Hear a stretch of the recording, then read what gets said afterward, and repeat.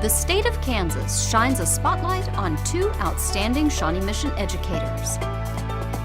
Students pursuing a passion find out that conducting research is fun. Kansas City Chiefs visit the home of the Indians to honor a special young man.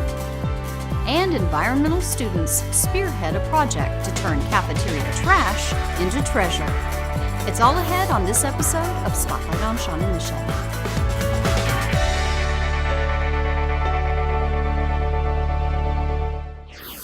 Welcome to Spotlight on Shawnee Mission. I'm your host, Leanne Neal. Two educators from the Shawnee Mission School District have been named among the best first-year teachers in the state. I'm excited because you're going to be announced today as the 2016 Horizon Award winner. Wow. Wow. That's very, very cool news, and I'm sorry. Thank you. Brett Mack, a language arts teacher at Shawnee Mission Northwest High School, was at a loss for words when he received the phone call from Randy Watson, the Kansas Commissioner of Education. I know how proud Northwest is of you, and the work that you're doing with kids there is just outstanding. Even though he had been told in advance it was all good, he says he was still a little intimidated when he first walked into the room. Saw the superintendent, saw the principals, and that was even scarier for a moment, but it did seem to be an atmosphere of happiness. The mission of the Horizon Award program is to recognize exemplary first-year teachers who perform in a way that distinguishes them as outstanding. Mack says he thinks his passion for English and his desire to connect with students is what set him apart. Getting to bridge that kind of two passions of mine and connect kids to the English curriculum is energy for me. Principal Lisa Grumman agrees. Balancing all of his passion, skills, and knowledge with that humility, and just being really so student-focused. And that's just really the right combination of package that I think made him stand out from others. Hello, this is Jennifer Gill. Can I help you? Across the district, another surprise was in the works at Park-Carpenter Elementary with Education Commissioner Watson on the line. I think she would want to know right off the bat that she's a 2016 Horizon Award winner. Yay for you! Thank you! This time, third grade teacher Katie Sutton was the honoree. And Katie, I couldn't be more excited for you, and I so look forward to meeting you in person. I look forward to meeting you as well, and like I said, I'm honored. Thank you very much. After congratulations from Superintendent Henson and Principal Jennifer Gill, it was time to let Sutton's students in on the news. We have some very exciting news. Miss Sutton was just awarded the Horizons Award for the state of Kansas.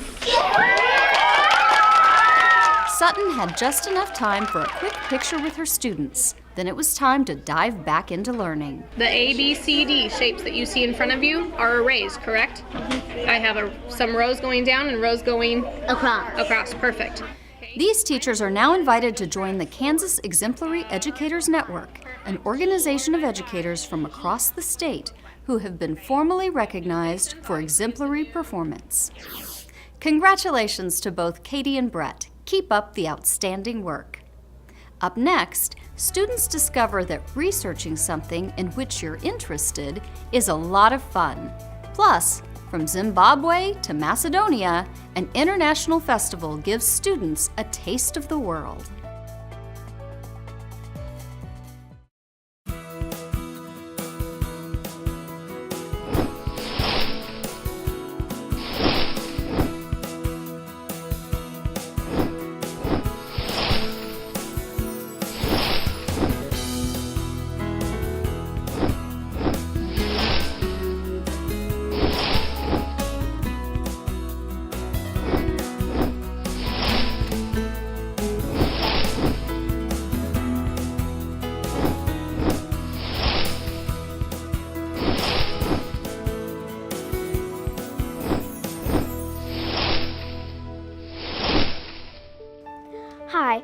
name is Maya. The book I read today was The Boy on the Porch by Sharon Creech.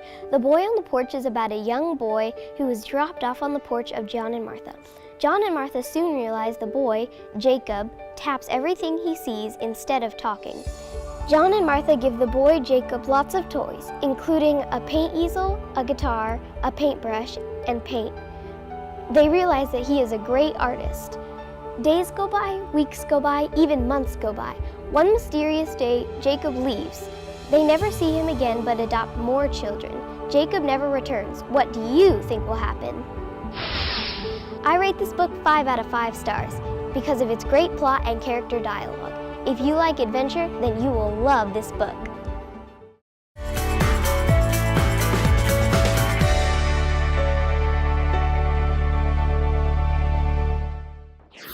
Welcome back. Students at Oak Park Carpenter had a chance to travel around the world without ever leaving school, and technology helped make it possible. We're doing our international night for 6th grade projects. Everyone gets a different country and we have to do a report on it. And as you can see, I got Zimbabwe. We've been working on this project for about a week and a half. And our kids started off by writing a research paper, really developing those research skills on our iPads and looking for credible sources and things. Based on their research, each student created a display to share more information about their country. They worked on all of their boards here at school, and so it's really nice to see all of their boards are 100% made by them, and they put a lot of effort into this, and it's just really great seeing them all dressed up and proud of their work here. So this is Macedonia. This is the whole country with the states. For Alec, this project hit close to home because his father is actually from Macedonia. It's great. I just love it. So all kind of different cultures, and it's just nice to learn everything. And I learned a lot too about different countries. So it's great. I think hands-on learning is always best. I think the kids, when they get their hands into it, they're very motivated by it. I really think it's special to them. To enhance the experience, many of the students dressed in native attire and offered guests a taste of their country. We told the kids to make a food from their country that they were researching, just to really exemplify that there are many flavors in the world, and to give them a taste of different cultures, and really get a chance to talk to their parents about, what recipes do we need, how much of it do we need, and, perhaps using those fraction skills that we've been learning this week. I did the sadza with relish. The sadza is made out of cornmeal, water, salt, and butter. It is like rice to the Chinese or pasta to the Italians. I did chili, and chili is in South America. I made beef empanadas, which have gluten, but no peanuts or any nuts, and they're pretty good. They're homemade. My country was Bulgaria. The food I made is rice pudding, made with cinnamon, rice, milk, water, and sugar. I put cinnamon in the food, and it's cinnamon snails, but it's not made out of snails. It's made out of cinnamon. This is my first international night, so I've never experienced it before, but when I'm here and I'm seeing all of their faces, I'm just so excited to show their peers, show their parents the things that they've been able to achieve. I feel like they've had a really positive response to it. District Technology is fueling another kind of research project at Brookwood Elementary. This one focused on students' passions. From sign language to cheese, cave paintings to water pollution, you could find anything and everything at Brookridge's Genius Hour. So the Genius Hour is something that we took off from Google, their passion project. So it was kind of about how if people have an hour a day to work with whatever they want to do, then they're more passionate about it and they put a lot of work towards it. I did my passion project about the trip around the world, and I've learned many things from this, and I've made a couple props. I made a globe, and I labeled places I would go, and I called a travel agent. I asked her, how much would you think it would cost for a trip around the world? It's cool to learn about all the extra things that you didn't know about. The Genius Hour is important because the kids are more motivated to choose something that they want to learn about, and they'll stick to it for that several months and learn what they want to learn. As well as they're doing that, they're learning how to read better, they're learning writing techniques, they're learning computer techniques. A lot of them have some type of a table that they're using math skills as well. This is how video games have changed over the years. So the first generation was from 1972 to 1977. I think it's great. I think the technology today with the iPads, this is where this generation is really headed. I think this is the future of their work and their workspace, so I think it's great. It's good to learn at a young, early age. It teaches them to use the technology, become familiar with the iPad, and I really like the idea that they had to search for the answers not just by Googling the information, but by actually interviewing maybe an expert in the field. I felt excited because I could make my own project and I could make whatever I want, so I could go with Disney, football, or anything. This helps them a lot just because they love what they're actually researching. They enjoy it because it's what they're passionate about and what they want to learn about. I chose this topic because Odell Beckham, he kind of inspired me to play football and try to catch the ball with one hand. It was pretty cool because you got to put stuff that you wanted to put in there, not like what anybody else wanted you to put in there. In their free time, my kids would draw or whatever, but once we started the projects, they would always ask, can we work on our projects? Can we do this instead? And I was like, of course, go for it. In addition to researching, many students also use their iPads to create presentations to illustrate their Genius Hour projects. Coming up, find out what special mission brought several Kansas City chiefs to the home of the Indians. Plus, a student-driven program diverts tons of trash from landfills to lawns and gardens when Spotlight on Shawnee Mission returns.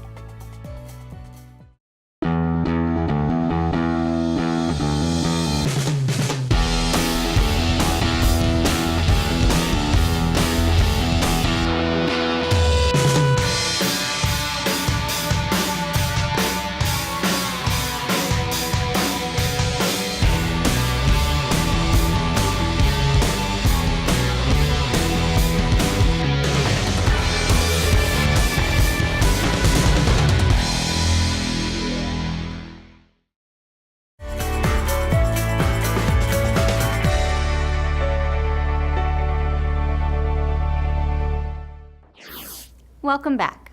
Shawnee Mission North's Indians got a surprise visit from a group of Kansas City chiefs on a mission. The chiefs' ambassadors traveled to Shawnee Mission North to surprise freshman Noah Sanchez, who has been fighting cancer for a decade. I've got to meet him a few times through some of these events. Someone who's battled cancer and is, as I understand, cancer-free right now, and so there's a lot to celebrate. I think he's energetic, he's kind of playful, he has a very good sense of humor. He's also very serious, he likes sports, he likes school. And we honor him, and he doesn't know how much it means to each one of us, just from a hug from him. Many of these players first met Noah at a camp for kids fighting cancer called Camp Quality. There's a lot of great programs in this community that are helping a lot of people. And the Chiefs have always been involved in a lot of those organizations, and Camp Quality is one of those that's doing tremendous work, and we're all excited to be a part of it. But for these former Chiefs, surprising Noah wasn't going to be enough. They wanted the whole school to get in on the party. We want to make sure that these kids understand that they have a hero in their midst, and a guy that's, gone through a lot, but he never complains about what's going on with him. I hope he is pleasantly surprised. I'm sure he'll have a little bit of embarrassment knowing this is all for him. At the same time, I think that he will appreciate knowing we're all behind him and wanting him to have a great day. The Winter Sports Assembly seemed the perfect spot for the Chiefs' ambassadors to share Noah's story of perseverance, which he has demonstrated by tackling health obstacles head-on. But we're going to honor a young man who's been through a lot. He never complains. He never looks at it in a way that, why me? He always says, hey, I can deal with this, and I'm going to handle this situation in the best way I know how. one of the things that Shawnee Mission North is known for is their toughness. Their toughness on the academic institution, their toughness on the basketball court, on the football field. You guys, the toughness of the people here in this school in a great way. That's what Noah has shown to us as ambassadors, as a representative of you guys, is toughness. Thank you so much. Before the assembly was over, the Chiefs ambassadors presented Sanchez with a signed football and jersey. But did these gridiron stars reach their goal? Was Noah surprised? To be recognized at the end like that, it was just cool, and I wasn't really expecting it. Thank you all so much. Remember, take care of him. He's one of us. He's a very special young man. Thanks to Duron Cherry and the other Chiefs ambassadors for highlighting Noah and his story. At Shawnee Mission West, a new initiative means new life for tons of trash. The school's environmental club has revamped the cafeteria's trash system to include recycling and composting centers. Now we have 3 stations set up. We have one for recycling, trash, and then our main station is composting, and that is where 80% of our used to be trash now goes to composting. Usually they come from right to left. Trash is on the right, recycling in the middle, compost on the left. It's a actually fairly easy way to do something very good. It's like a very impactful thing, but it takes very little effort. I don't think a lot of people realize that.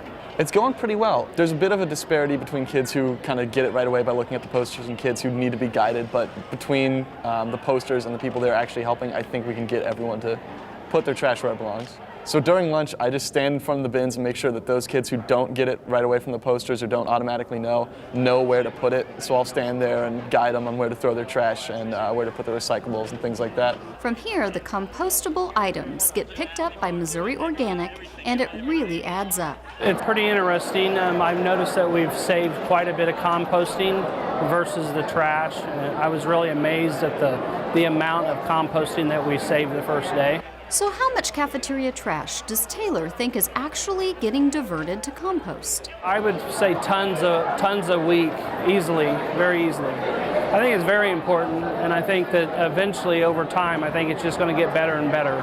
Our numbers are per school, it's about 12 to 15 tons a year of usable materials get kept out of the landfill. So that by itself is a really big thing. Environmental Club sponsor Doug Moles also notices a difference. There was a lot of material that was either compostable or recyclable that instead was going into the trash. So the kids are doing a really good job of taking all that material that normally would go into a landfill and putting into our compost bin, which Missouri Organics will take and in a matter of 12 to 16 weeks convert it back into nutrient-rich soil, so that's good. Hearn says using a professional composting company allows the school to convert even more organic waste. In your backyard you could do apple cores, banana peels, stuff like that. Here you can do milks and cheeses and plates and napkins and stuff like that. And so they process it in a really big facility. Some of their what are called windrows are even as big as the school is wide. It's a very big process, and through the breakdown of the organic material or the paper and the food, it turns into compost. Environmental Club members say helping the environment doesn't have to stop at the cafeteria door. It's easy to compost at home too, again, and just making sure you turn your lights off and making sure your faucets are running and stuff like that. Little things help. Having people think about their trash, where things go, because everything comes from somewhere and everything has to end up somewhere. So it raises a new generation to think about where is this going to go if I throw it away or compost it or recycle it, and so it allows that educational opportunity as well. Nearly 24 Shawnee Mission schools currently compost their cafeteria waste, with more schools planning to come on board. Up next, transforming the future of teaching to help Shawnee Mission build upon its tradition of excellence. And a big grant funds a new space for students to explore, create, and learn with technology.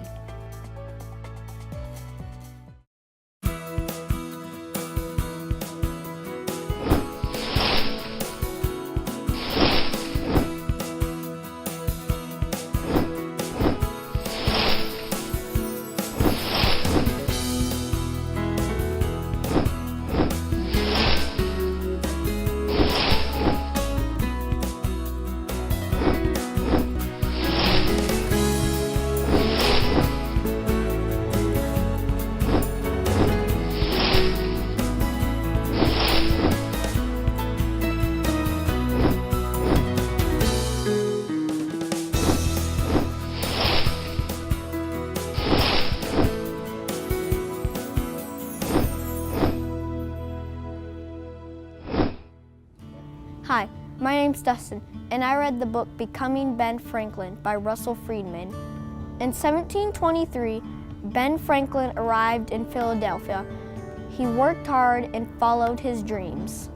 Benjamin Franklin was a successful printer, published Poor Richard's Almanac, helped create America's first lending library, light the streets of Philadelphia, founded a firefighting company, hospital, and Philadelphia's first college. After the age of 44, he kept busy, inventing bifocals, the lightning rod, and the Franklin stove. I rate this book 4 out of 5 stars. The pictures are great. If you want to learn more about Benjamin Franklin, read this book.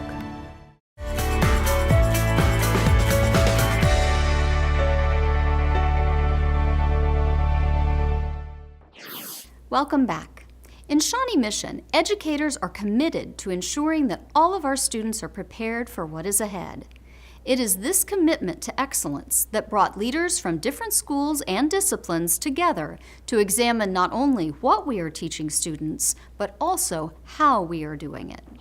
The two buzzwords at this interdisciplinary curriculum meeting were rigor and relevance. The group's task: to work together to find the best ways to maximize both in the curriculum. And we're focusing on making sure our curriculum is rigorous and relevant and real-world applicable for our students. Even before this meeting, instructional coach Kristen Zook says a lot of teachers had come to her for help in reimagining their curriculum with rigor, relevance, and students in mind. For sure, a lot of it is making sure that things are more relevant to, again, the world today. And so that's what a lot of teachers are asking me to work with them on, is how to take what they do in the classroom, the content that they're given in their curriculum, and make sure that they're reaching the higher levels, but also that they are making it so that they're going to be prepared when they leave school. As the teachers brainstormed ways to amp up the rigor and relevance in their classrooms, they benefited from collaboration with educators outside of their subject area. Getting a fresh look from a variety of perspectives is also a positive experience. I think we found that at our table, we had a math teacher in our group, say something about when you're teaching your material day in, day out, sometimes you get focused on it, and seeing a fresh pair of eyes on the material was a different way of looking at it, and challenged him to look at it differently as well. With our push towards rigor and relevance, we really believe in that interdisciplinary fact of what education is moving towards, and so we are trying to model that with our curriculum work. Spanish teacher Linda Seek likes the interdisciplinary approach. Rather than just always looking at lesson design from the standpoint of a Spanish teacher, it helps me gather ideas when I talk to math teachers or band teachers or English teachers about ways that I can incorporate strategies and learnings from other curricular areas into my own classroom. Yeah, our goal is to provide a curriculum that kids are excited about, that they come to school every day ready to learn, that they're running to school ready to go, and hoping that they can continue to gain some knowledge and resources that'll help them be successful in anything that they decide to pursue. Ultimately, this group's work will help in the creation of district-wide curriculum maps or outlines for all courses. Thanks to a $10,000 grant, students at Bluejacket-Flint Elementary are going beyond their curriculum and diving deep into the world of technology. We live in an amazing time right now. You guys are so lucky to grow up to have this kind of technology. You have access to information that I never did as a kid growing up. Now, hopefully, after today and this week, you guys get inspired to be coders, and maybe when you grow up, you'll create the next piece of amazing technology or create a new game. I want to take a moment and let someone who works with coding share a little bit about what he does every day and hopefully give you a little bit more information. Would you please welcome Mr. David Helen.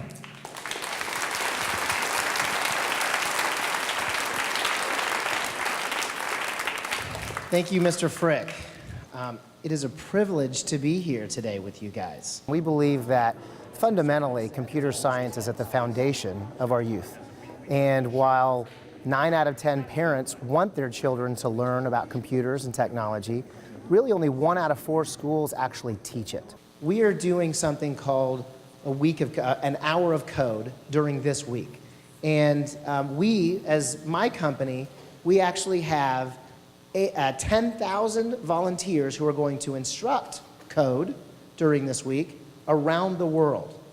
And there are tens of millions of students who are going to code, in many cases, for their first time. So what we're trying to do is get the access to that technology and the ability to learn, to provide that technology at an earlier age. We see the real skill gap begin at the ages of 1st through 6th grade, because if you start to go beyond that gap, people lose the interest and they kind of go in different directions with their careers. So, Mrs. Brown, based on the eager participation of your students and your wonderful request for this, Accenture, as part of code.org, would like to present a check for $10,000 to your school. So Accenture donated $10,000 as part of a grant in partnership with code.org with the intention of really making technology and learning technology more accessible to students at an age gap when it's really important to generate that interest in some of our most talented youth. This money is for you guys. We're planning on having a space in our building called a makerspace. We're going to design a room specifically for you guys to go in and create, design, engineer a lot of fun things. We want them to be able to create and design with their imagination solutions for real world kind of problems so that they can be doing something meaningful and something real when they come into that space, that it's a place for them to pursue things that they're interested in. Now this is Dr. Southwick, he also works for the district. He has volunteered to come on up and he's going to learn how to code today. We basically created a simulation of a dinosaur ecosystem and how a T-Rex would feed off of a triceratops that feeds off bushes and duplicate the spawn energy to the point where you have enough energy to create another T-Rex. I like how at the end of stages, how I get to make my own code and make the characters do whatever I want. So even though they had some problems they had to work out, they sat down, collaborated, figured it out, and eventually got to where it's working the way we want to. Let's have a big round of applause for Sage, Adam, Austin, and of course, Dr. Southwick for being a good sport. The kids are totally engaged in it, and the teachers are too. When you come in, at first, some of them were a little hesitant because it sounds a little intimidating to do coding, but all of them have been extremely open and invited me in to help them kind of learn it so that they can do it with their kids. But the most important thing, I think, with the kids' involvement is that you don't really have to know it yourself for the kids to be able to do it. You can pretty much set it up, and then they can get on and teach themselves and teach each other, which is the fun part of it, and teach their teachers. Principal Frick says students will vote on the features that they want to see included in their new makerspace. That's all the time we have for this episode of Spotlight on Shawnee Mission. Join us again as we continue to feature the programs and people of Shawnee Mission who are helping guide students to success. Thank you for watching.